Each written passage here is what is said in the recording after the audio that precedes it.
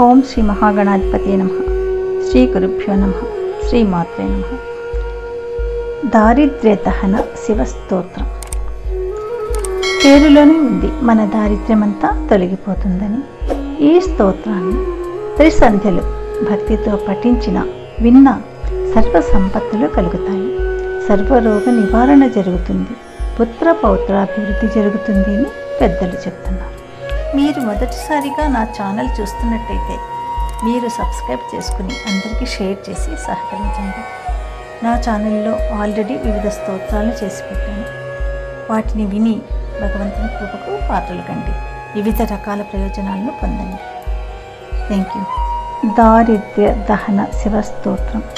విశ్వేశ్వరాయ నరకార్ణవతారణాయ కర్ణామృతాయ శశిశేఖరధారణాయ కర్పూరకాంతిధవళాయ జటాధరాయ దారిద్ర్యదుఃఖదహనాయ నమః శివాయ. गौरीप्रियाय रजनीशकलाधराय कालान्तकाय भुजगातिपकङ्कणाय गङ्गाधराय गजराजविमर्दनाय दारिद्र्यदुःखदहनाय नमः शिवाय.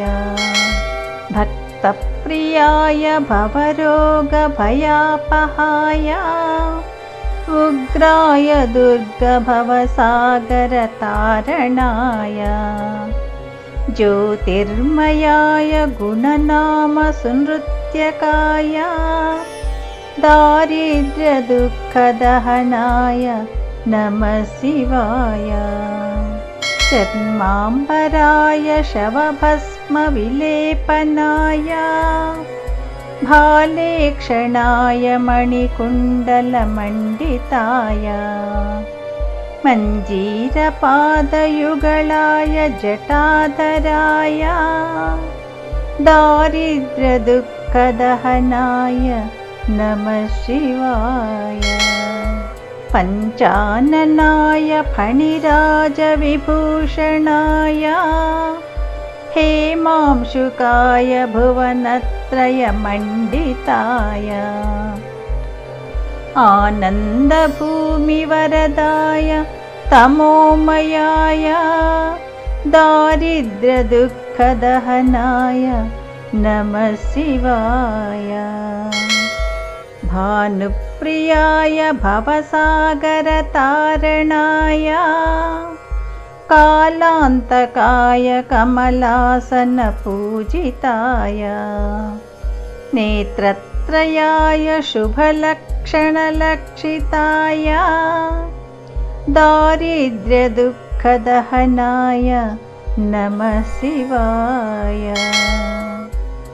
रामप्रियाय रघुनाथवरप्रदाय नागप्रियाय नरकार्णवतारणाय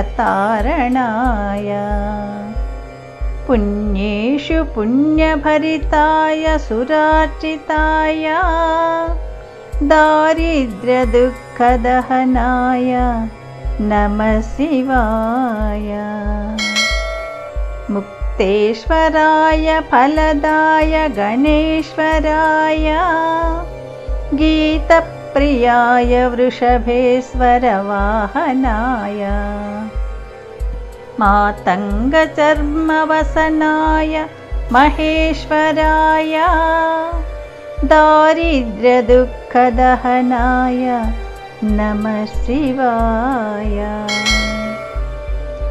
वसिष्ठेन कृतं स्तोत्रं सर्वरोगनिवारणं सर्वसम्पत्करं शीघ्रं पुत्रपौत्रादिवर्धनं त्रिसन्ध्यं यः पठेत् नित्यं स हि स्वर्गमवाप्नुयात्.